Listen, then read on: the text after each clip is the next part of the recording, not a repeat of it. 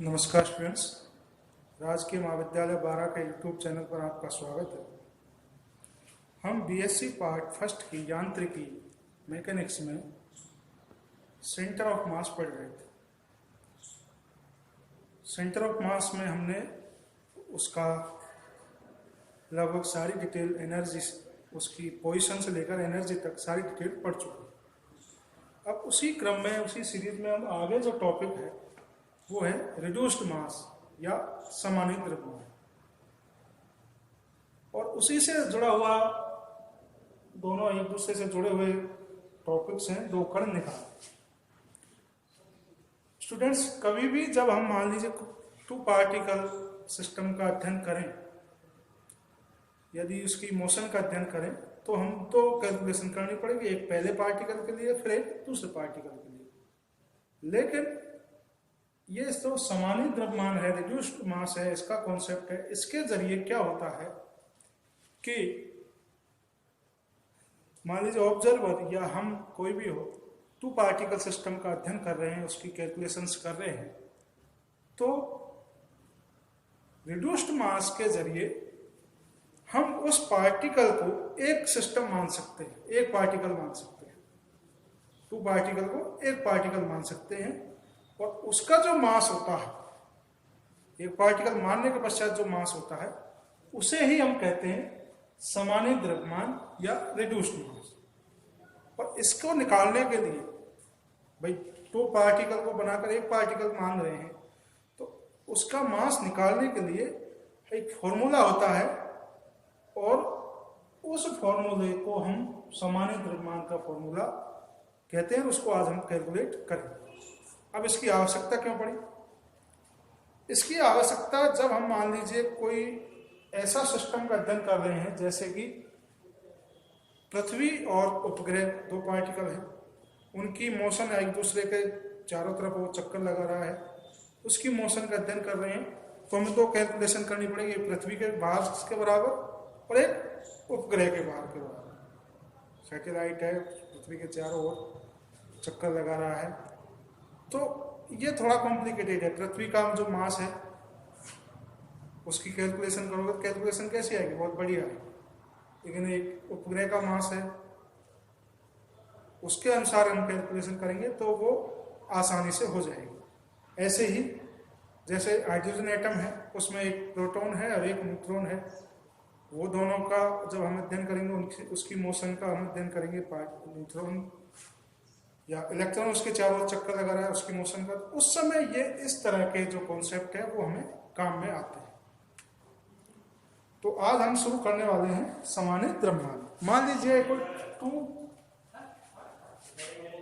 Particle system है, ये कोई फ्रेम है, ये वाई अक्ष, ये एक्स अक्ष और ये जेड अक्ष। एक पार्टिकल ये है, एक ये है, इसका द्रव्यमान m1, ये m2, और पहले पार्टिकल का स्थिति सदिश r1 तथा दूसरे का r2। ठीक है। और इन दोनों के बीच की जो दूरी है वो r12। ठीक है, टू पार्टिकल सिस्टम हमने मान लिया, पहले का जो स्थिति सदिश r1, दूसरे का r2, तो दोनों के बीच की सदिश दूरी r21 है। अब हम ये मानते हैं कि इन दोनों के बीच में भी एक बल कार्य करता है। कण, पहला कण और दूसरे कण के बीच में जो बल कार्य करता है, वो बल होगा, मान लीजिए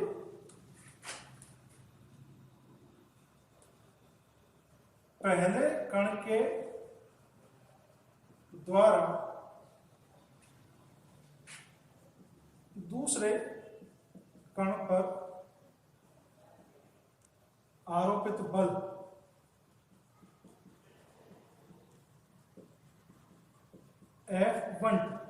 पहले कण के द्वारा दूसरे पर आरोपित जो बल है वो F12 है, तथा दूसरे कण के द्वारा पहले कण पर आरोपित बल F21 होगा। और इन दोनों की जो एक्टिव लाइन है या जो क्रिया रेखा है वो एक दूसरे के जो विपरीत हो, यानी कि दोनों डायरेक्शन कैसी होगी, विपरीत हो। तो इसको क्या लिख सकते हैं, F12 बराबर F21 माइनस, ये इक्वेशन नंबर 1।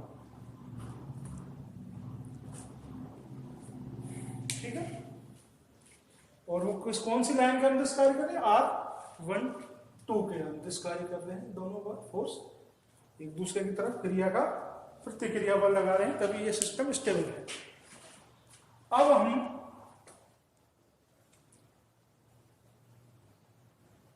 इन बलों का मान देखें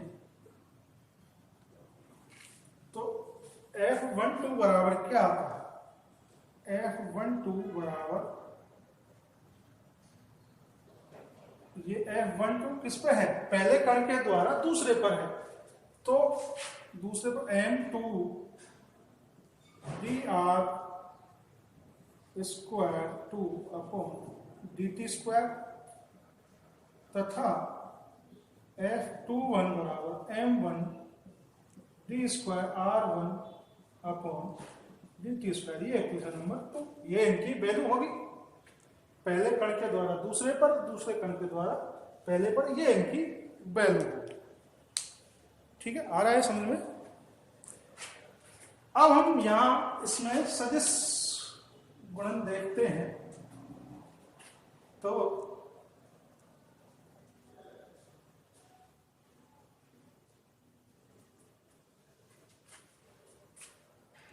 R2 वेक्टर बराबर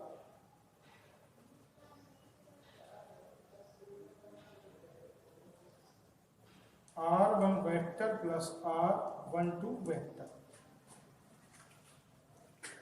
ये इक्वेशन नंबर 3। ठीक, इसे पिछले बार से काफी बार R2 वेक्टर बराबर ये प्लस ये सदिश बीजगणित है। अब इसका हम दो बार अवकलन करें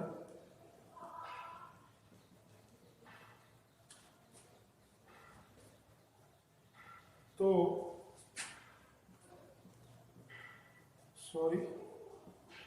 dr2 अपॉन dt स्क्वायर बराबर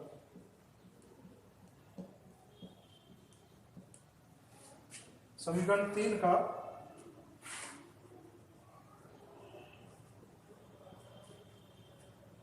प्लस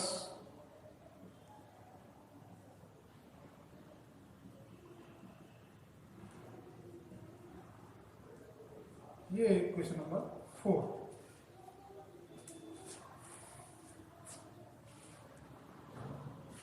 ठीक है भाई,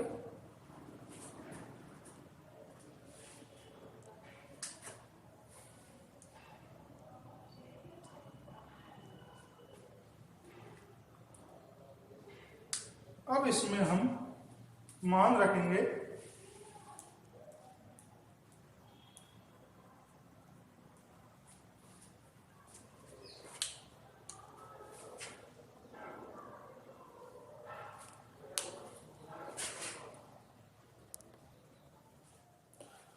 अब हम इसमें इसको और सिंप्लीफाई कर लें तो D square R12 square upon dt square बराबर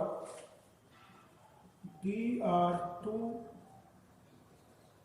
dt स्क्वायर, ये टर्म हम इधर ले आए तो ये माइनस का हो गया, d square R1 vector dt square, ये इक्वेशन नंबर 4।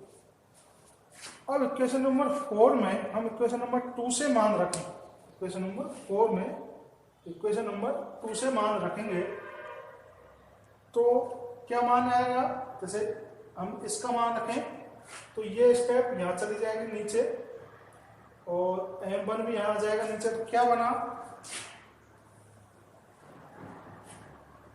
इसमें मान आएगा भाई, हम यहां से इसको मान को प्रतिस्थापित करेंगे तो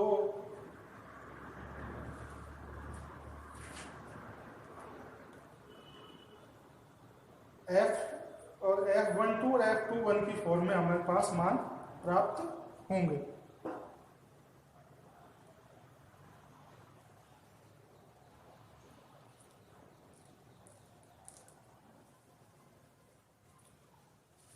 तो ये मान आया हमारे पास d² r12 वेक्टर dt² बराबर dr2 vector d² r2 vector upon dt², तो इसका मान आएगा हमारे पास f12 upon m2 minus d² r1 vector upon dt², तो ये आएगा f21 अपॉन m1। ठीक है भाई, यहां से अब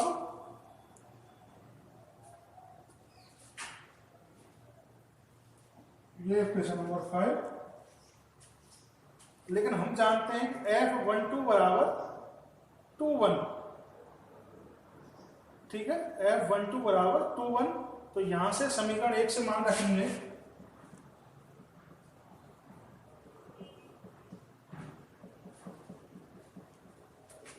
इसमें रखिए जरा,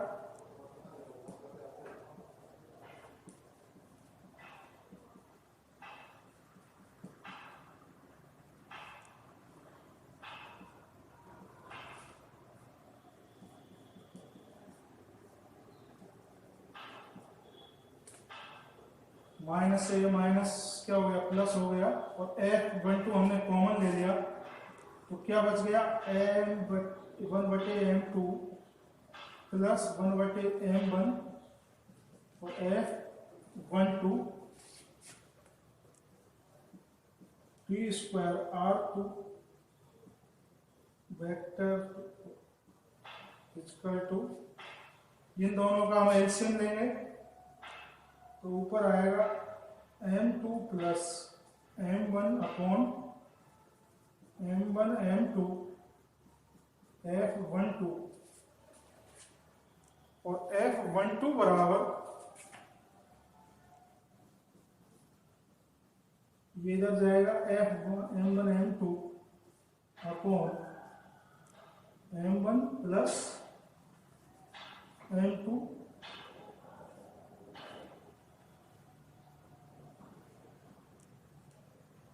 is equal to dr12 vector upon dt²।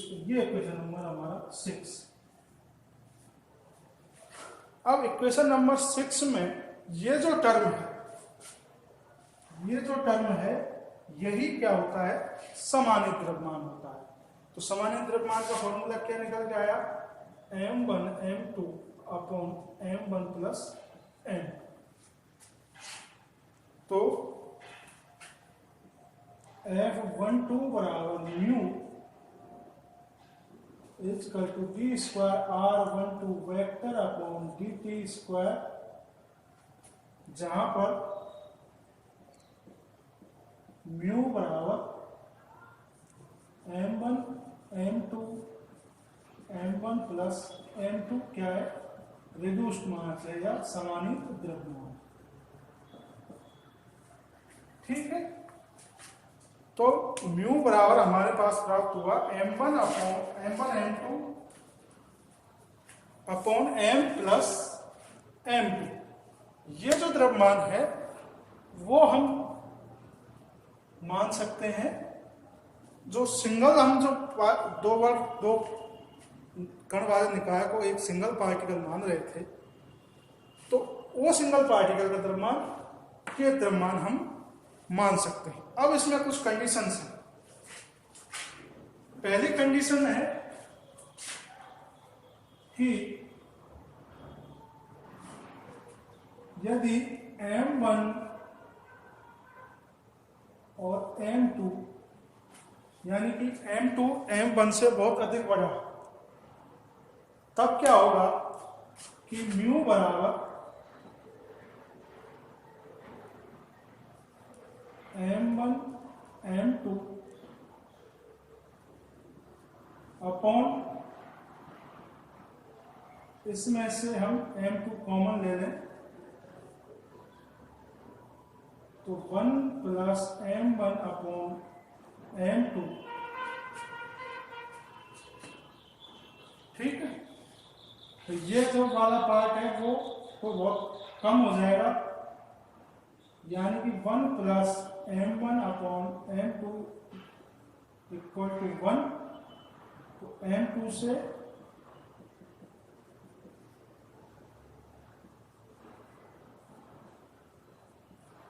तो म्यू बराबर आ गया 1। ये सबसे इंपॉर्टेंट रिलेशन है, यानी कि एक दो पार्टिकल हम ऑब्जर्व कर रहे हैं जिसमें एक पार्टिकल तो बहुत वजन में, द्रव्यमान में उसमें हल्का है, एक उससे बहुत बड़ा है। तो जो हम कैलकुलेशन में शामिल कर सकते हैं तो वो छोटे वाले द्रव्यमान के बराबर कैलकुलेशन में हम शामिल कर सकते हैं, ठीक है। और यदि दोनों बराबर हैं, यदि एक कंडीशन और है बी वाली कि M1 बराबर M2 हो, M1 बराबर M2 हो, तो म्यू बराबर M1 प्लस M1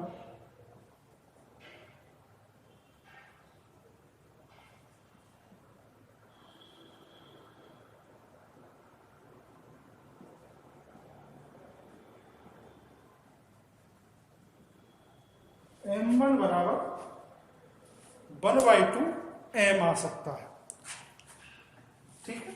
ये दोनों इस कर देंगे तो 2 से 2 M² अपॉन 2M1। तो ये M1 यानी कि किसी भी पार्टिकल के आधे द्रव्यमान के बराबर समानीत द्रव्यमान आ सकता है। लेकिन जो पहली कंडीशन है वो ज्यादा उपयोगी है।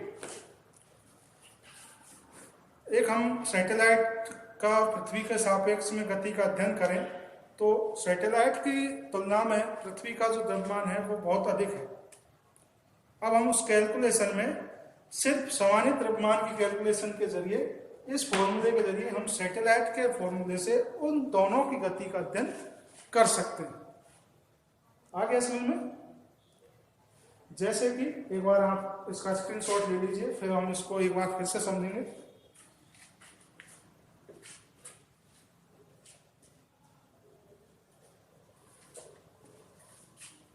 हम पहली कंडीशन को एक बार फिर से रिपीट करते हैं, जहां पर कि हमारा समानीत द्रव्यमान का फॉर्मूला है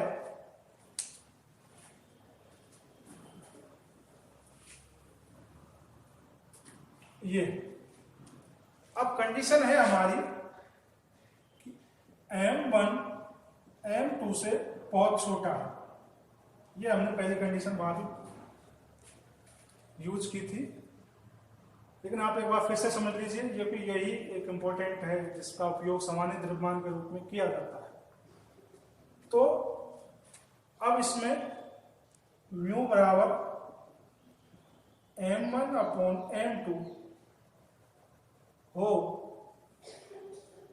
इसमें से हम M2 कॉमन लेंगे तो ये बचेगा 1 प्लस M1 अपॉन M2, ठीक है। इस कंडीशन से 1 plus M1 upon M2 is equal to 1 होगा। क्यों होगा? क्योंकि M1 M2 से बहुत छोटा है। छोटा है तो ये वैल्यू कितनी आएगी? ये वाली जो वैल्यू है ये बहुत छोटी वैल्यू आएगी, जिससे एक में कोई फर्क पढ़ने वाला नहीं है कि इसकी वैल्यू को हम क्या मान सकते हैं, 1 के बराबर मान सकते हैं। तो म्यू बराबर हमारे पास आया m1 m2 upon m2, m2 से m2 कट गया तो म्यू बराबर m1। ठीक है, तो म्यू बराबर m1, m1 कौन सा था, जो कि कम भार वाला कण था, कम भार वाला पार्टिकल था। तो पृथ्वी और सैटेलाइट की जब हम गति का अध्ययन करते हैं तो द्रव्यमान के रूप में हम सामान्य द्रव्यमान के कॉन्सेप्ट से सैटेलाइट के द्रव्यमान का यूज करके उस गति का अध्ययन कर सकते हैं। ठीक है, तो यही बेसिक उपयोग है सामान्य द्रव्यमान का कि कोई भी 2 पार्टिकल सिस्टम को हम बाहर से ऑब्जर्व करें तो उसकी गति को हम एक पार्टिकल के रूप में मान सकते हैं और उस पार्टिकल का जो द्रव्यमान होगा वो सामान्य द्रव्यमान के बराबर होगा। और यदि दोनों पार्टिकलों में जो द्रव्यमान में काफी बड़ा अंतर हो तो सामान्य द्रव्यमान छोटे द्रव्यमान के बराबर प्राप्त होता है।